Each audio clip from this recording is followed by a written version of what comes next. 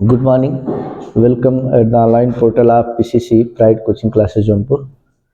IIT JEE और NEET के प्यारे एस्पिरेंट, इलेक्ट्रोस्टैट में कैपेसिटर जैसा सुपीरियर टॉपिक हम लोग स्टार्ट किए हैं।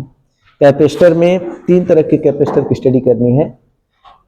कंस्ट्रक्शन के बेसिस पर थ्री टाइप के कंडेंसर हैं, तीन तरह के: parallel plate, spherical and cylindrical. तीन तरह की प्लेटें पैरेलल हों। पैरेलल प्लेट कंडेंसर में प्लेट का शेप कैसा होगा? आइदर रेक्टेंगुलर, स्क्वायर या सर्कुलर। दो डिस्क हैं, आमने सामने रख दिया जाए तो पैरेलल प्लेट कंडेंसर पर काम करेंगे। जैसे कॉपी के दो पेपर हैं, वो किस शेप में है? रेक्टेंगल के शेप में। दो रेक्टेंगल आमने सामने रख दिया जाए, दो वायर से निकाले तो वो आपके लिए पैरेलल प्लेट कंडेंसर बोला जाएगा। अब बशर्ते वो कागज के ना हो, किसके हों? एल्युमिनियम के हों, टिन के हों, है ना, जिंक जस्ते की प्लेटें हों, दो प्लेटें हों। अगर इस तरह कंडेंसर बनाने में समस्या हो रही है, बड़ा सा कंडेंसर से खुली खुली प्लेटें, दो तार, काफी दिक्कत हो रहा है, तो उसके लिए नया उपाय है। दो प्लेटें लीजिए एल्युमिनियम की, दो पतली पतली लंबी लंबी पन्नियां लीजिए, फॉइल, है ना, जैसे फूड रैपिंग के लिए पन्नी आती है, फाइल आती है एल्युमिनियम की, उस तरह से दो पन्नियां लीजिए और पन्नियां लेकर उसके बीच में कागज रख दीजिए। कागज रख करके उनको ऐसे रोल कर लीजिए, ऐसे रोल कर लीजिए। रोल कर लेंगे बिल्कुल सिलेंडर के शेप में हो जाएंगे। लेकिन है कैसा? हो पैरेलल प्लेट कंडेंसर ही है, बस उसका शेप साइज थोड़ा डिक्रीज कर दिया कंफर्टेबल बनाने के लिए। दो पतली पतली लंबी लंबी पन्नियां लीजिए, पन्नियां लेकर उसके बीच में वैक्स लगा हुआ या अमोनियम बोरेट लगा हुआ कुछ भी आप एक पेपर लेकर के रख दीजिए, है ना, और उसको धीरे धीरे ऐसे लपेट लीजिए। लपेट करके दोनों पन्नियों से एक वहां से दो ठुआ निकाल लीजिए और उसको जो है सिलेंड्रिकल किसी प्लास्टिक के जैकेट में उसको भर दीजिए। कंडेंसर हो गया। जो ये सब कंडेंसर दिख रहे हैं, ये सब कंडेंसर, समझ रहे नहीं? उसका शेप बदल सकता है, लेकिन बेसिक फॉर्मेशन का आइडिया वही है, दो प्लेटें हों। अच्छा, एक बात और, पैरेलल प्लेट कंडेंसर की कैपेसिटी का क्या फार्मूला है? एक बार फिर से याद कर लिया जाए। प्लेटों के बीच की गैपिंग डी है, प्लेट का एरिया ए है, तो यही डी और ए ज्योमेट्री पर ही डिपेंड ही करेगा। कितना चार्ज है इस बात पे कोई रिलेशनशिप ही नहीं है। वो तो बेसिक डेफिनेशन में चार्ज का नाम आता है, लेकिन चार्ज हट जाता है। क्या आती है? कैपेसिटी। आप साइलेंट नॉट के ए बाई डी। प्लेटों के बीच में कुछ भी ना मौजूद हो तो के हट जाएगा, एयर के लिए 1 हो जाएगा, यही ना, ये कैपेसिटी फार्मूला है। अच्छा, अभी थोड़ा सा इसमें चेंजिंग कर दिया, जैसे एक प्लेट ये है और एक प्लेट ये है, ऐसे।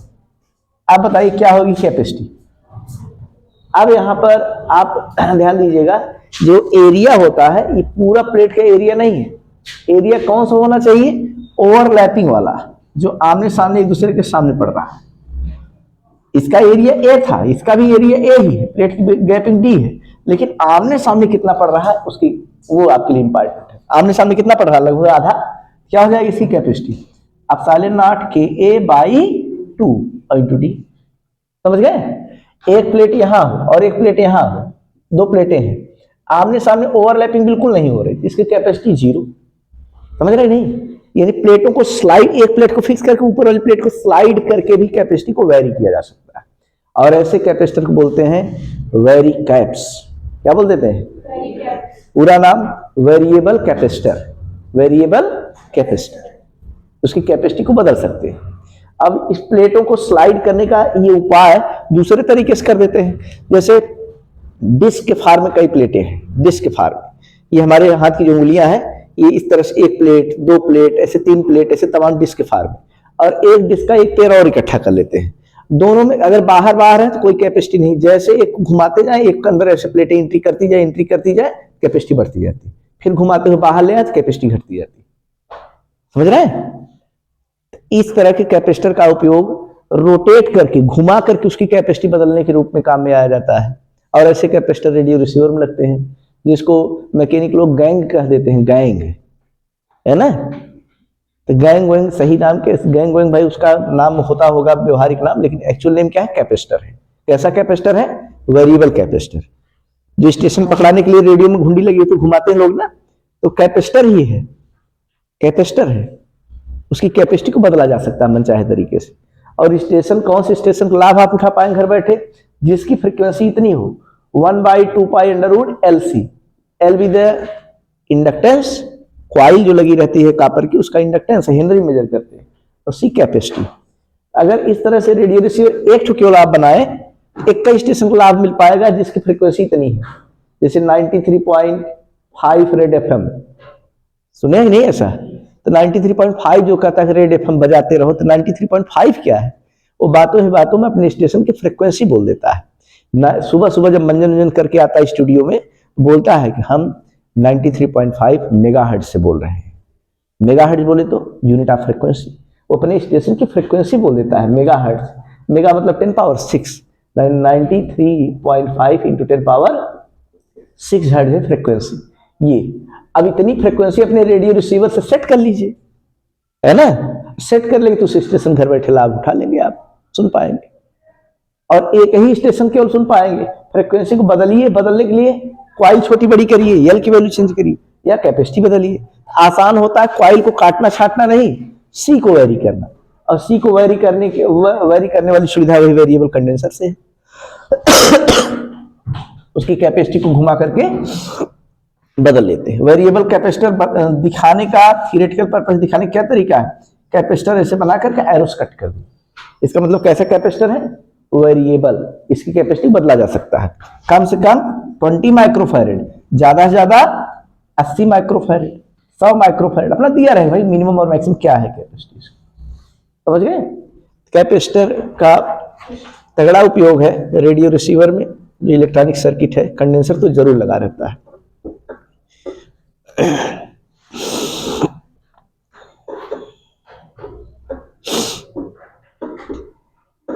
चलिए भी सिखाते हैं सीरीज और पैरेलल, तब कुछ अच्छे सवाल मिलेंगे हम लोगों को।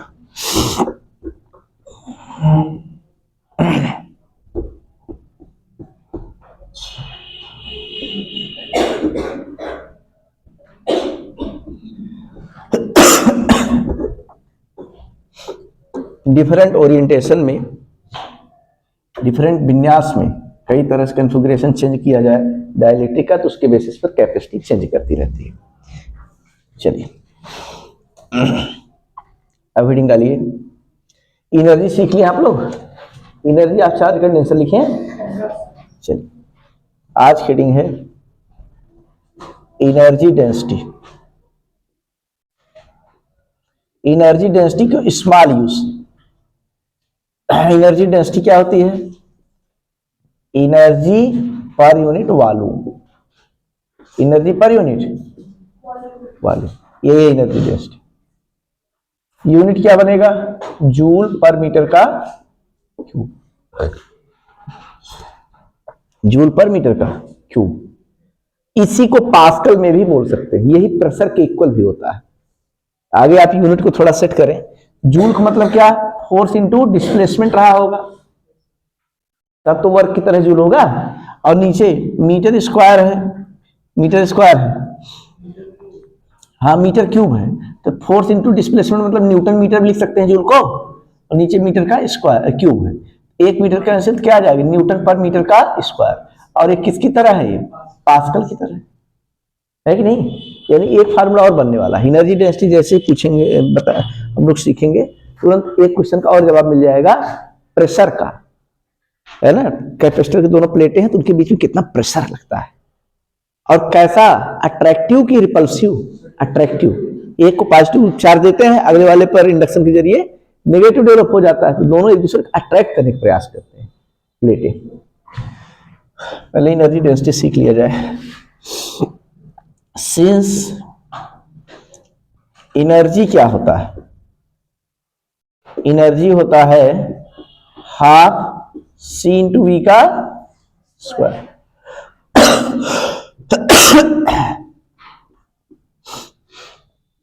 और सी पैरेलल प्लेट की बात किया जाए, एप्सिलॉन नॉट के ए बाई डी होता है, और इंटू वी का स्क्वायर। बोले ये कैपिटल यू है, यहां से डी से ऊपर नीचे मल्टीप्लाई कर दीजिए, हाफ एप्सिलॉन नॉट के ए इंटू डी, और नीचे क्या आ जाएगा? डी की स्क्वायर। बोले, और उस डी के स्क्वायर को यहां पर समेट लिया वी बाई डी का होल स्क्वायर कर दिया। ध्यान दीजिए, डी से ऊपर मल्टीप्लाई कर दिया और डी से नीचे, तो नीचे करेंगे तो डी स्क्वायर, और उस डी स्क्वायर को वी की स्क्वायर के नीचे ले लिया। बोले ये चीज क्या है? Electric potential difference by distance, ये तो इलेक्ट्रिक फील्ड है। U इक्वल टू हो गया हाफ एप्सिलॉन नॉट के ए इंटू डी और इंटू कैपिटल ई का स्क्वायर। कोई आपसे पूछे बताइए वॉल्यूम क्या होता है? वॉल्यूम क्या लिखेंगे? Area into distance, area into plate का एरिया और उनकी बीच गैपिंग। अरे वैसे सोचिए ना, वॉल्यूम क्या फार्मूला, जैसे क्यू वाइड है तो L B H, L B को क्या कह देते हैं? एरिया, एच माने हाइट, एरिया इंटू हाइट या डिस्टेंस वाला टर्म वॉल्यूम होता है। अब डिवाइड करवा लीजिए, डिवाइड करवा ले तो क्या आ जाएगा? नाउ स्मॉल यू क्या हो जाएगा? स्मॉल यू मतलब एनर्जी, हाफ एप्सिलॉन नॉट के ए डी इलेक्ट्रिक फील्ड का स्क्वायर और नीचे केवल वॉल्यूम माने एडी, एडी से निपटारा हुआ। ये एनर्जी डेंसिटी की फाइनल वैल्यू आ गई आपके लिए, कितना? हाफ एप्सिलॉन नॉट के और इंटू इलेक्ट्रिक फील्ड का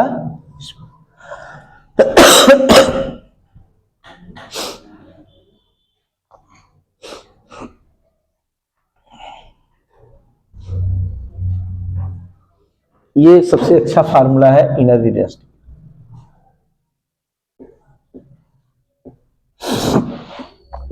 एक नए रूप में देखिए, इलेक्ट्रिक फील्ड प्लेटों के बीच में सिग्मा बाई एप्सिलॉन नॉट के से दिया जाता है, equal to sigma by epsilon not K. दो प्लेट्स हो, एक पर पॉजिटिव एक पर नेगेटिव हो, अंदर इलेक्ट्रिक फील्ड होता है, निकाला भी गया था, बाहर नहीं होता है, जीरो होता है। अंदर कितना होता है? Sigma by epsilon not. क्या आ जाएगा? We get small u equal to हो जाएगा हाफ एप्सिलॉन नॉट के और इलेक्ट्रिक फील्ड की स्क्वायर मतलब सिग्मा स्क्वायर और नीचे एप्सिलॉन नॉट स्क्वायर और के का स्क्वायर। एक एप्सिलॉन नॉट के का कैंसिलेशन हुआ, क्या आ गया? Sigma square by 2 epsilon not. बोले ये भी एक अच्छा रिजल्ट है। एनर्जी डेंसिटी का चाहे क्वेश्चन 3 से सवाल करे चाहे 4 से, बेसिक है energy by volume.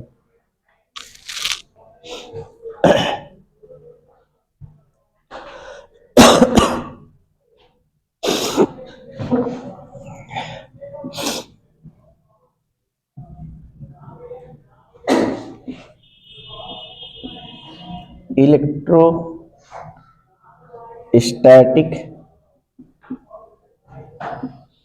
Pressure and force.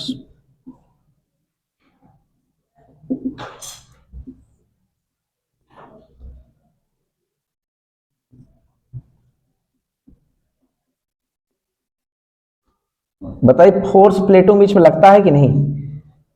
प्लेटों के बीच में फोर्स लगता है कि नहीं भाई? कैसा, किस नेचर का? Attractive repulsive? अट्रैक्टिव। दोनों प्लेटें एक दूसरे खींचना चाहती हैं। तो यहां पर बताइए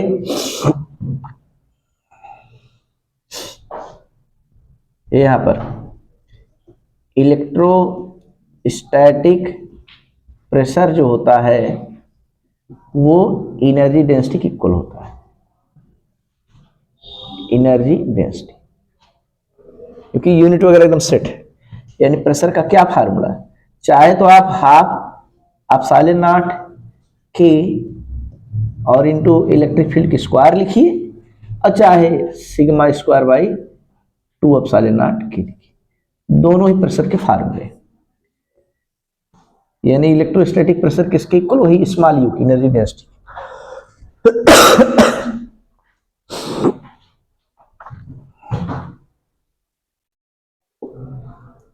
अब अगला इलेक्ट्रोस्टैटिक फोर्स क्या होता है?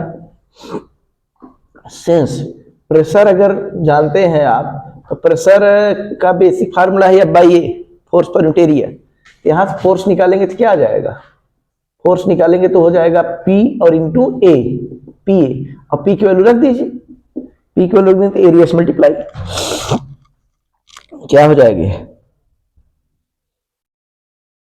एरिया से मल्टीप्लाई हाफ एप्सिलॉन नॉट के इंटू इलेक्ट्रिक फील्ड का स्क्वायर और इंटू एरिया। बोलिए कोई दिक्कत है क्या? एकदम आसान सा रिजल्ट। एनर्जी डेंसिटी और प्रेशर दोनों सेम होता है, और फोर्स चाहिए तो इसमें एरिया से मल्टीप्लाई करें। एक फार्मूला ये मिला।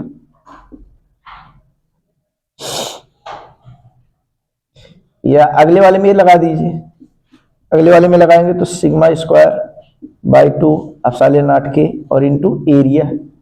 सिग्मा की वैल्यू क्या होती है? Charge per unit area, Q square by 2 epsilon not K और एरिया का स्क्वायर लिख दें और इनटू एरिया। बोलिए सिग्मा की वैल्यू याद आ गई। सिग्मा होता है basic definition charge per unit area, surface charge density. यहाँ पे लिख दिया क्यू स्क्वायर और नीचे ए स्क्वायर, और बाकी बगल में ए था तब भी है। क्या कैंसिल हुआ? एक एरिया वाला टर्म कैंसिल हो जाएगा, ये हो जाएगा Q square by 2 epsilon not K और इंटू ए। ये भी आपके लिए फोर्स का फार्मूला है। टफ बिल्कुल नहीं है, बस बेसिक चीजें एकदम जानना है। एनर्जी डेंसिटी फार्मूला आप रख लीजिए, हाफ एप्सिलॉन नॉट के इंटू ई के स्क्वायर, या इसी को sigma square by 2 epsilon not के लिख देते हैं। और जो एनर्जी डेंसिटी आती है वही इलेक्ट्रोस्टैटिक प्रेशर है, क्योंकि यूनिट वगैरह चेक किया हम लोगों ने तो एकदम वही आया।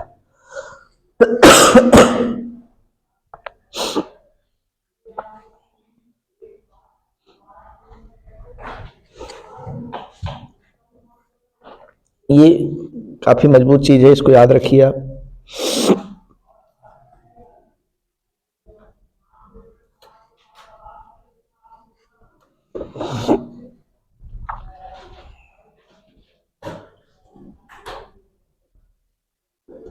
फार्मूला याद हो गया भाई?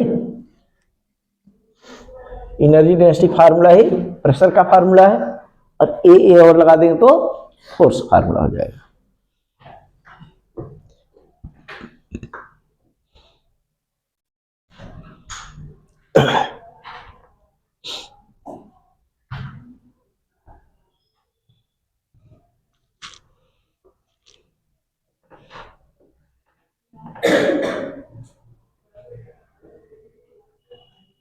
चलिए आज की अच्छी वाली heading,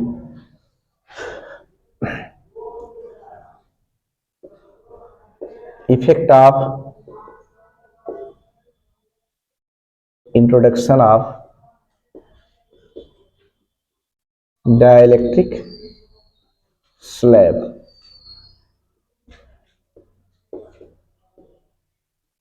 between plates of condenser.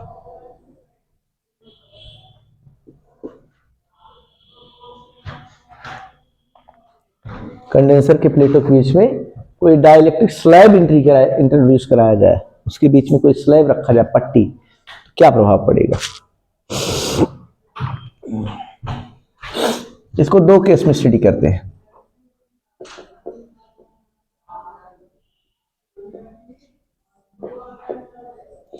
If cell is connected,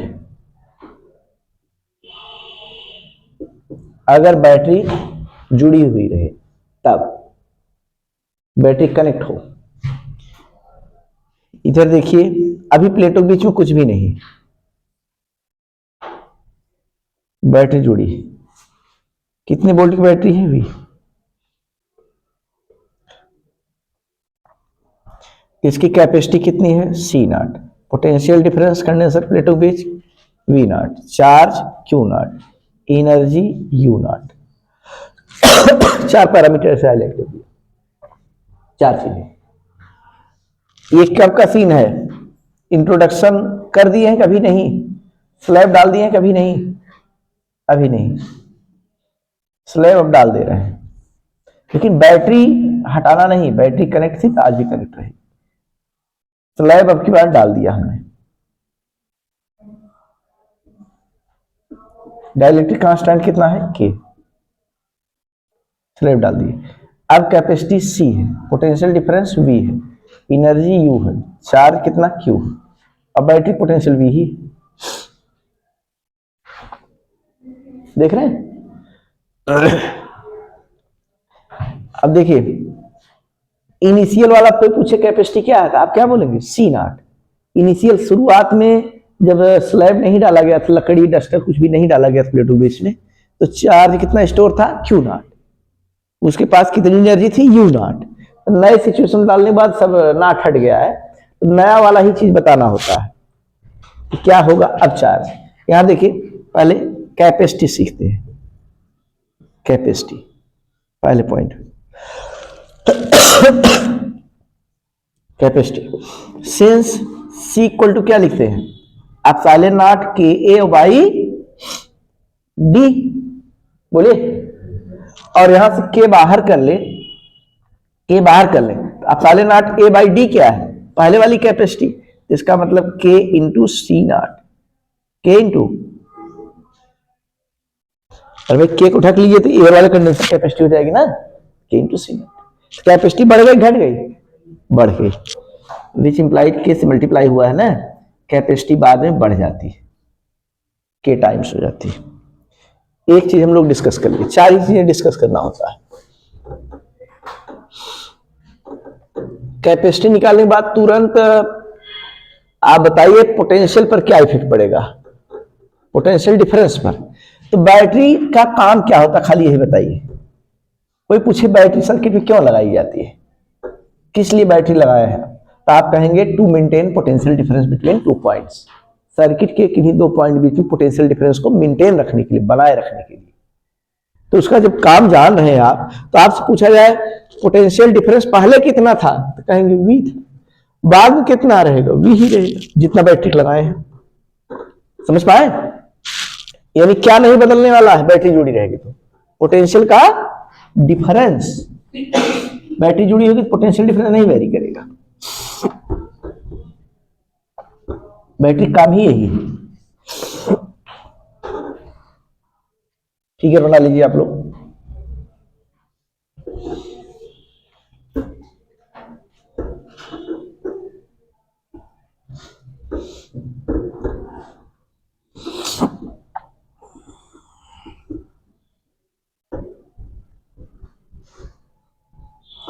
चलिए देखिए, सेकेंड पॉइंट डिस्कस कर रहे हैं, potential difference. Potential difference, potential difference कितना, V equal to V naught. कोई चेंजिंग होगी, बोले नो चेंज। बैटरी जुड़ी रहेगी तो बैटरी किस लिए लगाते हैं, वही पोटेंशियल डिफरेंस ना बदले, तो मेंटेन करने के लिए लगाते हैं। यानी डाइलेक्ट्रिक स्लैब डालेंगे तो कैपेसिटी बढ़ जाएगी, पोटेंशियल डिफरेंस नहीं बढ़ेगा। तीसरा इफेक्ट, चार्ज पर क्या इफेक्ट पड़ता है, सिंस Q इक्वल टू क्या होता है, CV, C इंटू V। लेकिन C कितना है, K इंटू सी नॉट, और V कितना है, V आपके लिए V नॉट ही है। बोले तो ये कितना लिख दें, K और C नॉट V नॉट माने पहले वाला चार्ज, पता नहीं रहे, तो बाद वाला चार्ज कितना हो गया, बढ़ गया घट गया। डाइलेक्ट्रिक स्लैब डालने पर चार्ज बढ़ जाता है। अरे basic formula Q equal to C भी लगाया, और C कितना निकाले हैं, C तो निकाले K इंटू सी नॉट, और V कितना है, V A नॉट है, तो C नॉट V नॉट माने पहले वाला चार्ज Q नॉट था। तो यार आप समझ दीजिए, 3 इफेक्ट हो गया। सेल कनेक्ट रहे तब स्लैब डाला जाए तो कैपेसिटी बढ़ जाती है, चार्ज बढ़ जाता है, potential difference remains constant, potential difference में कोई चेंजिंग नहीं आती। अंतिम इफेक्ट देखिए, एनर्जी पर क्या इफेक्ट पड़ता है। एनर्जी, एनर्जी आप लिखिए हाफ C इंटू वी का एनर्जी, कई फार्मूले हैं जिसमें से आप ये वाला सेलेक्ट करेंगे, जो चीज कांस्टेंट रहे उसी वाले मोड में आप दिखाइए। तो बैटरी लगी है तो V कांस्टेंट रहे, तो ये फार्मूला जल्दी से मिल जाएगा।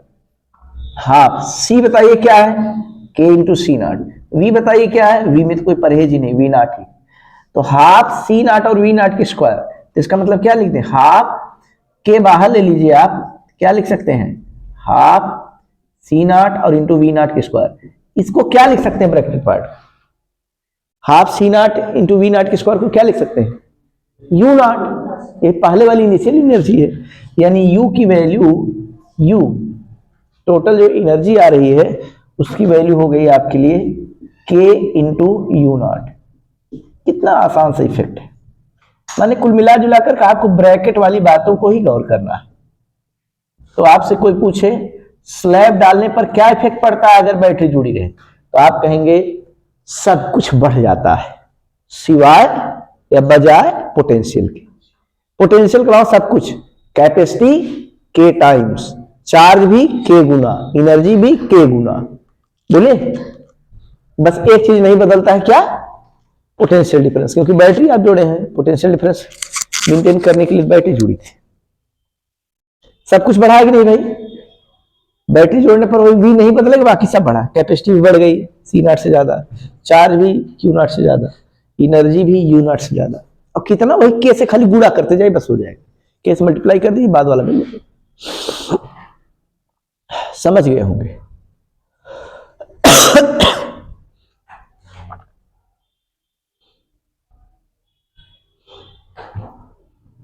नोट हो गया होगा।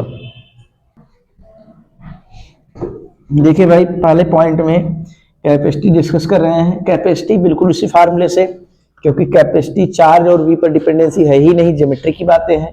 एकदम ओरिजिनल फार्मूला दिखा दिया और उसमें के ढक लिया जाए तो एयर कंडेंसर कैपेसिटी हो जाती है, यानी के इंटू सी नॉट हो गया। और यानी केवल सी की वैल्यू पूछा जाए तो सी नॉट से ज्यादा ही कैपेसिटी बढ़ जाती है। स्लैब डालेंगे तो कैपेसिटी पक्का बढ़ेगी। अगर सेल न जुड़ा रहे तो इस सिचुएशन में भी, सेल को देखिए हटा दिए फिगर में। और दूसरा इंपॉर्टेंट बात, बैटरी ही चार्ज डोनेटर है, चार्ज प्रोवाइडर है। बैटरी कोई अगर आप सर्किट से एक्सक्लूड कर दिए, बाहर कर दिए हैं, तो चार्ज अब नहीं बढ़े घटेगा, जो था पहले वही बाद में भी, यानी Q naught equal to Q, charge में कोई चेंजिंग नहीं होगी। तीसरा पॉइंट है पोटेंशियल डिफरेंस, नोट करते रहिए आप लोग भी। पोटेंशियल डिफरेंस क्या लिख दें? V equal to Q by C, V equal to Q by C, या C equal to Q by V होता तो वहीं से ट्रांसफर कर लिए। तो यहां पे वैल्यू रखिए, Q कितना? Q नहीं बदलता है, Q नॉट ही। C कितना? K into C naught. ये बताइए Q naught by C naught को क्या लिख देंगे आप?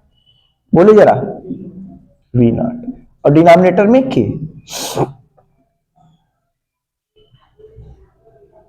यानी पोटेंशियल अब की बार बढ़ गया कि घट गया? घट गया, पोटेंशियल घट जाता है वी नॉट से कम। इस सिचुएशन पोटेंशियल ड्रॉप कर जाता है। Last point, energy. एनर्जी के कौन सा फार्मूला आप लगाने वाले हैं? U इक्वल टू कौन सा? बोलिए, हाफ सी वी स्क्वायर लगा दें? बोल नहीं रहे?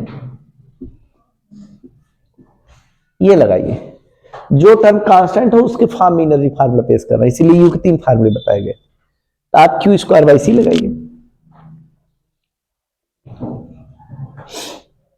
तो हाफ क्यू स्क्वायर, क्यू कितना? क्यू नॉट ही, और सी कितना? K into C not.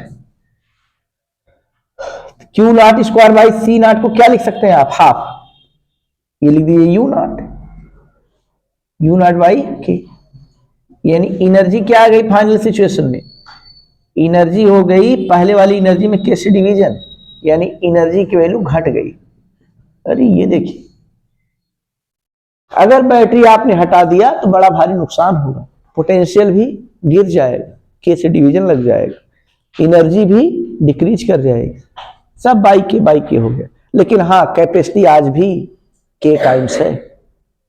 बोले, अगर बैटरी न जुड़ी हो तो कैपेसिटी बढ़ेगी, बाकी सब चीजें घट जाएंगी। क्या नहीं बदलेगा इस सिचुएशन में? चार्ज। तब इसमें केस मल्टीप्लाई नहीं डिवाइड हो रहा है। नोट कर लीजिए इसको।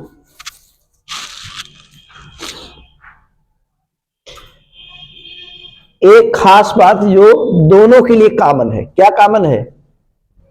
बैटरी जुड़ी हो चाहे न जुड़ी हो, कंडेंसर कैपेसिटी हर हाल में बढ़नी है। कितनी बढ़नी है? इनिशियल कैपेसिटी का के टाइम्स, वही के से मल्टीप्लाई कर देंगे, है कि नहीं? दोनों सिचुएशन। बाकी क्या कांस्टेंट होगा? बैटरी जुड़ा है तो वी कांस्टेंट, माने V equal to V naught. Battery नहीं जुड़ा है तो charge constant, Q equal to Q naught. Battery जुड़ा है तो भाई और बाकी चीजें बढ़ जाती है, और बाकी चीजें क्या बढ़ेंगी? चार्ज और एनर्जी। के टाइम्स। बैटरी नहीं जुड़ा है तो बाकी चीजों में नुकसान होता है। आराम आराम से कुल मिलाकर के 8 पॉइंट हैं, लेकिन एक बार में क्वेश्चन में तो कोई एक ही पॉइंट आपसे पूछा जाएगा। ये तो सिचुएशन दिखाएं क्या क्या हो सकता है।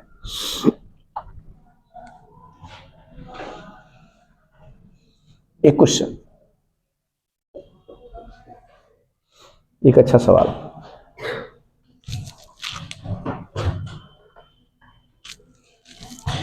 दो कंडेंसर हैं जिनकी कैपेसिटी पता है, पहले की C है और दूसरे की जस्ट डबल है 2C ना। पहले कितनी है और दूसरे की 2C।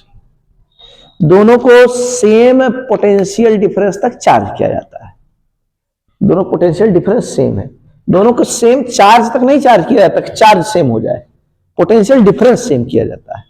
इसका मतलब क्या है, एक ही बैटरी से दोनों पैरेलल जोड़ दिए होंगे ना। 6 वोल्ट की बैटरी जोड़ेंगे, 6 वोल्ट उसके प्लेटों के बीच में, 6 वोल्ट इसके प्लेटों के बीच में। फिर से दो कंडेंसर हैं जिनकी कैपेसिटी में जस्ट डबल का डिफरेंस है, एक C है एक 2C है। दोनों को सेम पोटेंशियल डिफरेंस वाली बैटरी से सेपरेटली अलग अलग चार्ज किया जाए। मानो V वोल्ट की बैटरी से पहले वाले छुआइए, चार्ज हो जाए, बैटरी छटका दीजिए। V वोल्ट की बैटरी से दूसरे कंडेंसर प्लेटों के बीच में जोड़िए तार, वो भी चार्ज हो तो वहां से बैटरी डिस्कनेक्ट कर दी। अब पहले कंडेंसर के प्लेटों के बीच में कोई स्लैब डाल दें डाइलेक्ट्रिक कांस्टेंट के वाला, और दोनों कंडेंसर को आपस में जोड़ दें पैरेलल, पॉजिटिव वाला पॉजिटिव प्लेट से, नेगेटिव वाला नेगेटिव से। बताइए कॉमन पोटेंशियल क्या होगा। बड़ा अच्छा क्वेश्चन है, कॉमन पोटेंशियल बताना। इसकी लैंग्वेज पूरी 5-6 लाइन 7 लाइन हो सकती है, और अक्सर बच्चे देख करके क्वेश्चन पढ़ने से एकदम झल्ला जाते हैं, घबरा जाते हैं। आप सीन को समझ चुके हैं। हम क्या बोल रहे हैं, बैटरी जुड़ी रहे कि डिस्कनेक्ट कर दे चार्जिंग के बाद, डिस्कनेक्ट। तो कॉन्सेप्ट अपना बैठा लीजिए, बस हो गया काम। और डिस्कनेक्ट कर देंगे, चार्ज बढ़ेगा कि सेम रहेगा, सेम रहेगा। बैटरी जुड़ी होती तब चार्ज बढ़ता है। फिर से सीन को समझिए, दो कंडेंसर है, पूरा हटा दे नीचे तक, हो गया। दो कंडेंसर है, एक की कैपेसिटी C, दूसरे की जस्ट डबल 2C। दोनों को सेम पोटेंशियल डिफरेंस वाली बैटरी से चार्ज करके बैटरी को डिस्कनेक्ट कर दिया गया, और पहले कंडेंसर के प्लेटों के बीच में एक डाइलेक्ट्रिक कांस्टेंट इंट्रोड्यूस किया गया, डाइलेक्ट्रिक मटेरियल। और फिर आपको बताना है कॉमन पोटेंशियल क्या होगा। लिखिए, to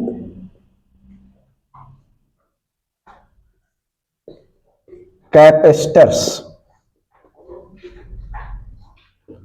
having capacities C and 2C are charged separately by a cell of potential difference V। Potential difference V, दोनों को V वोल्ट तक चार्ज कर दिया। If a dielectric material of dielectric constant K is introduced between plates of first capacitor,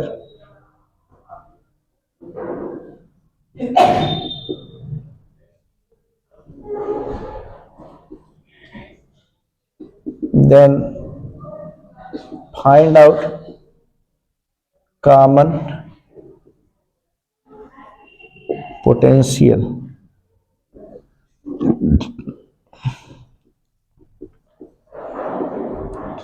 if they are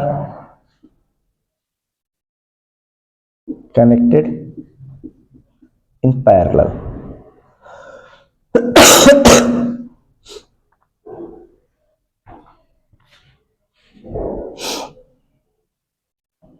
ध्यान दीजिए,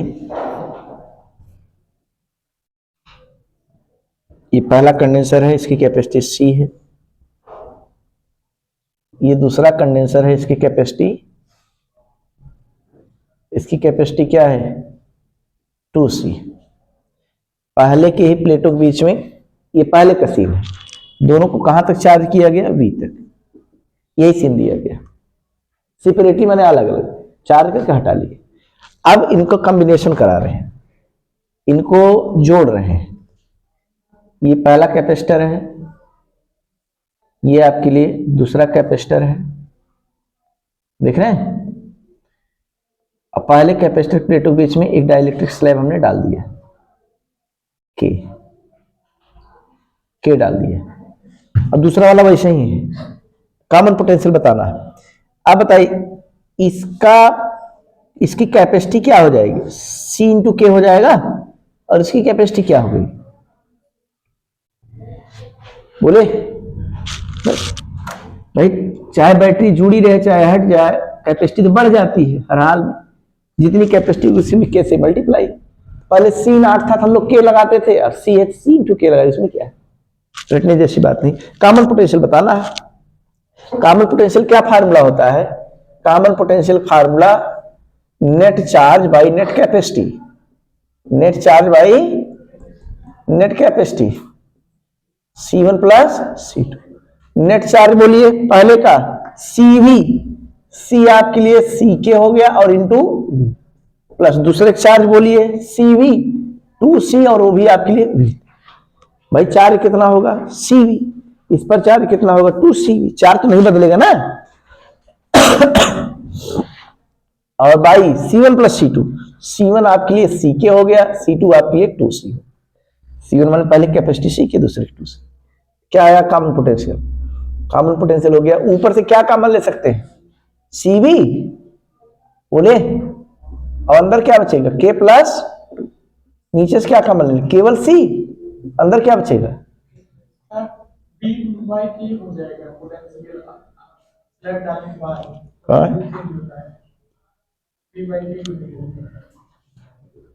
हाँ जी,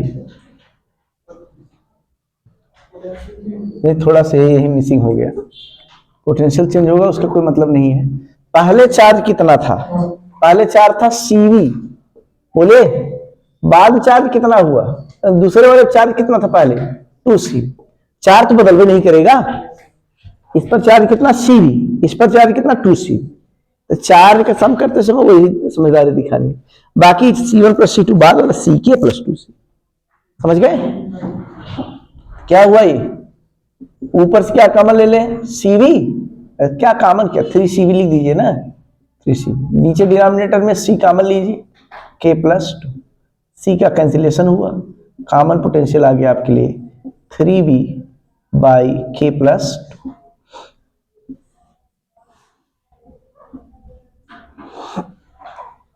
अगर प्लेटों के बीच में एयर है, के वैल्यू 1 क्या आ जाएगा 3V बाई 3, मतलब V ही रहेगा।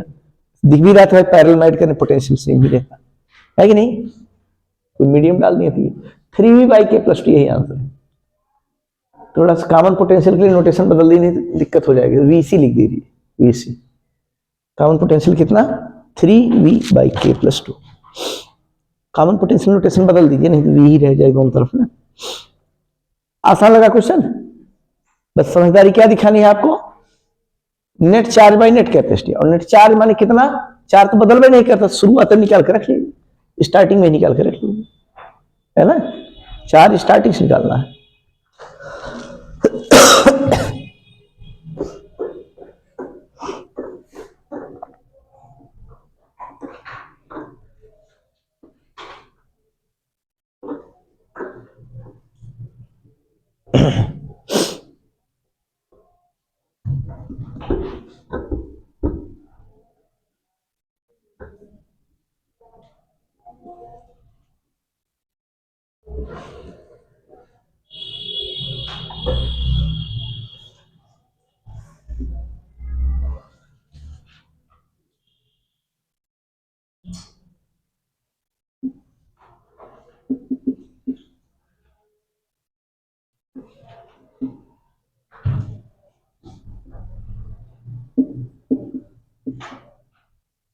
टू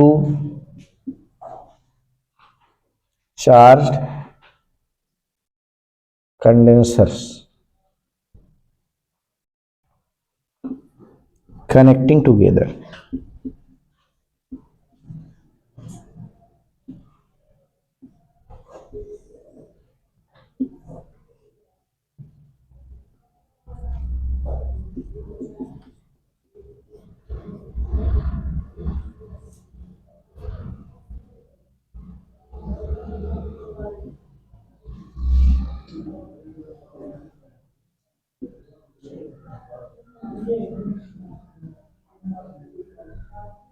सीन को समझिएगा, पहले कैपेसिटी C1, दूसरे की C2, और दोनों पॉजिटिव पॉजिटिव प्लेटें एक तरफ, निगेटिव नेगेटिव वाली एक तरफ। अगर ऐसे जोड़ा जाए, इस तरह साइड कराया जाए, तो एनर्जी में लॉस होता है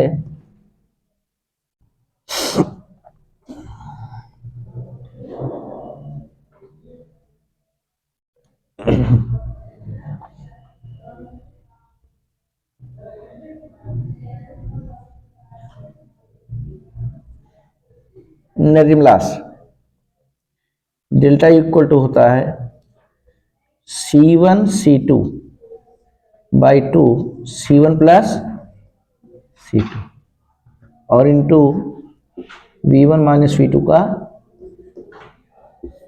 देख रहे हैं कैसा लॉस है ये, मिनिमम। अगर पैरेलल में कनेक्ट करते हैं, पॉजिटिव वाला पॉजिटिव से, नेगेटिव वाला नेगेटिव से। तो सेकंड केस, अगर जोड़ते समय स्टाइल आपने बदल दिया, C1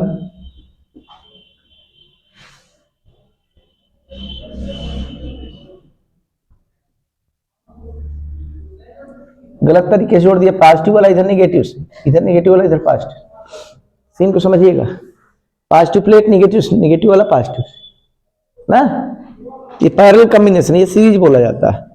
इस तरह से कंबाइन कर दें तो एनर्जी में लॉस बहुत ज्यादा, घाटा ही घाटा लगता है।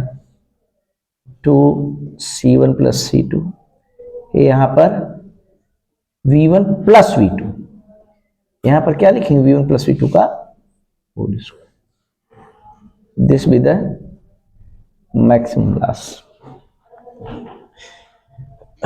पैरेलल में कनेक्ट करते हैं तो बिल्कुल वही फार्मूला आता है जो कंडक्टर के लिए था, है ना। और जब सीरीज में उल्टा पॉजिटिव वाला नेगेटिव से, नेगेटिव वाला पॉजिटिव से कनेक्ट करते हैं तो ब्रैकेट में प्लस कर देंगे बस, तो उसमें मैक्सिमम लॉस होगा।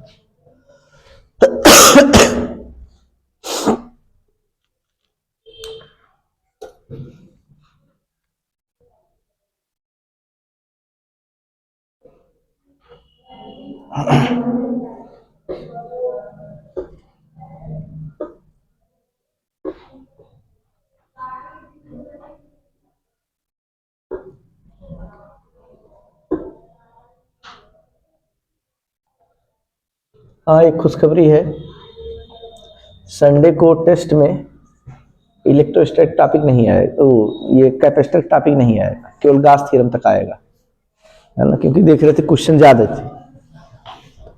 थे, तो ये वाला बाद में करवा देंगे। केवल आपको गॉस थ्योरम तक तैयार करना है ना, कूलॉम्स लॉ और गॉस थ्योरम को अच्छे से। जो इसमें रनिंग मोड में पढ़ रहे हैं, ये वाला नहीं आएगा।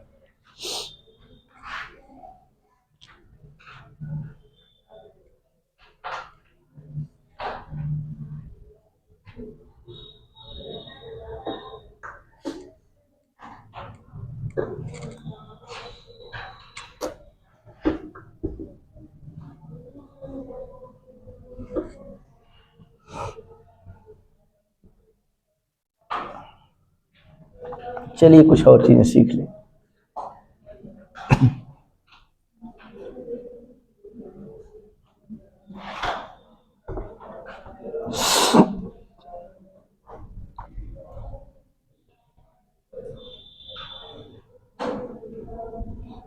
एक क्वेश्चन ऐसे ही ऑप्शन के लिए आता है, जैसे कंडेंसर है, कंडेंसर देख रहे हैं, और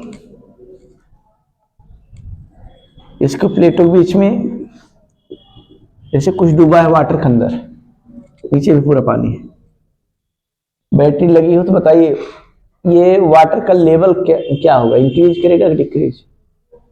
इंक्रीज करता है, पानी और ऊंचाई तक भर जाएगा क्योंकि इसमें अट्रैक्शन होता है ना। प्लेटों ऐसी डूबी हुई हो तो वाटर लेवल और होगा, अगल बगल लेवल कुछ ऊंचा हो जाएगा, इसमें तो वाटर लेवल बढ़ जाएगा। सोच रहे हो फार्मूला ही दिखा दें आप लोगों को।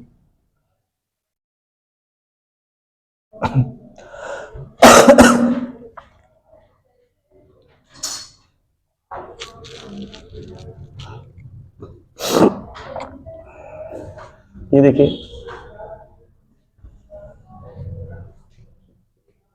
इक्विलिब्रियम ऑफ चार्ज,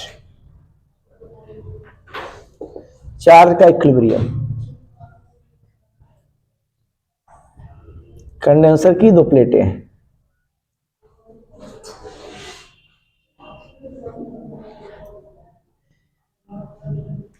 ये लोअर प्लेट पॉजिटिव वाली है, अपर प्लेट नेगेटिव वाली।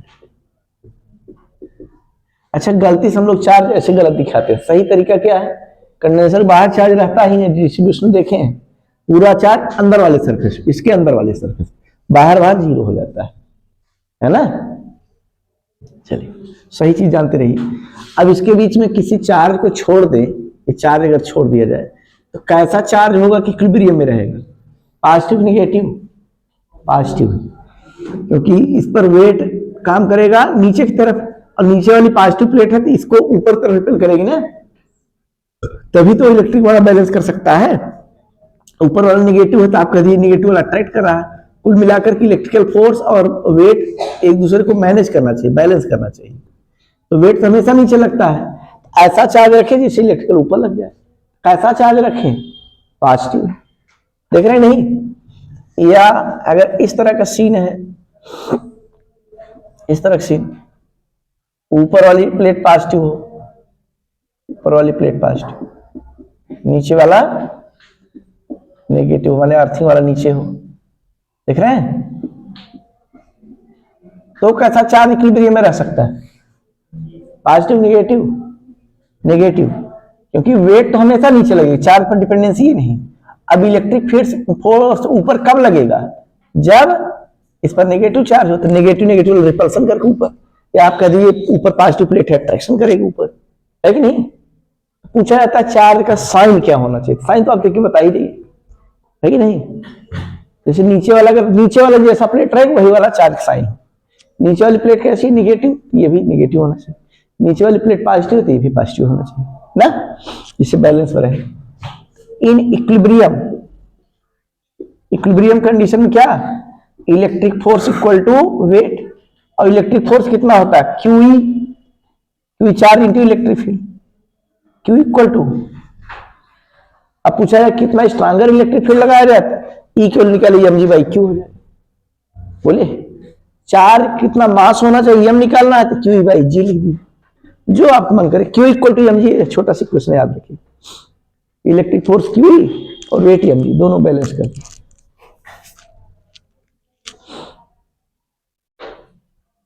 अब इसमें ग्रुपिंग बच रहा है, ग्रुपिंग या कॉम्बिनेशन ऑफ कैपेसिटर, और एक दो अच्छे सवाल है, कहीं एक ही नामी सवाल हम बना कर दे दें, आप लोग घर को प्रयास करिएगा, दे दें।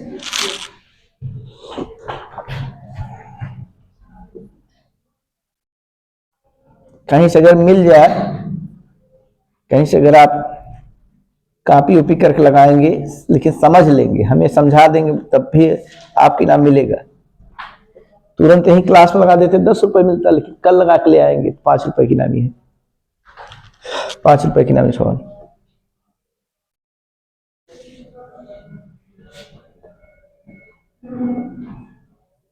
ये प्लेट्स,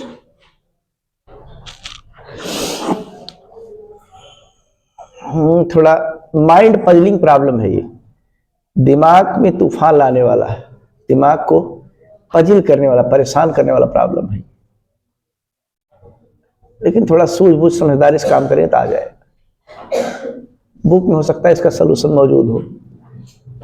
इस तरह से वायर अगर टच करा गया हो तो कैपेसिटी क्या बताते हैं आप? इन्फिनिटी, वायर नहीं टच करा गया है। ये इधर ऊपर की तरफ वेज शेप में डाइलेक्ट्रिक फिलअप किया गया है।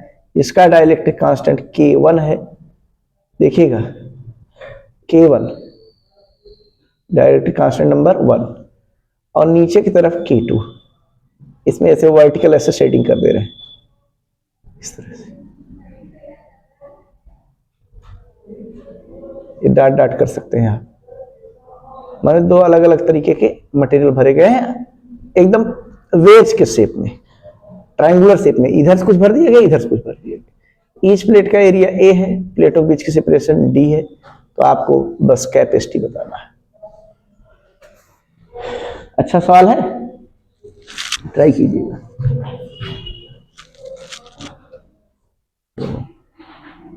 प्रयास करिएगा। अब तक हम लोग सीधा सीधा देख ही लिए हैं। प्लेट को आधा करे तो अर्थमेटिक मीन था, डिस्टेंस को आधा करके ऐसे भरा जाए तो हार्मोनिक मीन था। अब की बार ऐसे भरे, K1 पूरे एरिया को टच कर रहा है, K2 अलग टच कर रहा है, लेकिन डिस्टेंस लगातार एकदम वेज शेप वेरी कर रही। ये नया सिचुएशन है, इससे ऊपर क्वेश्चन नहीं बनता है, सबसे हार्ड वाला है। ज्यादातर बच्चे इसका ऑप्शन भी याद कर लेते हैं। आप लोग प्रयास करिए, कल इसको बता दिया जाएगा। क्लास ओवर होती है, समय समाप्त हुआ। धन्यवाद, थैंक यू सो मच।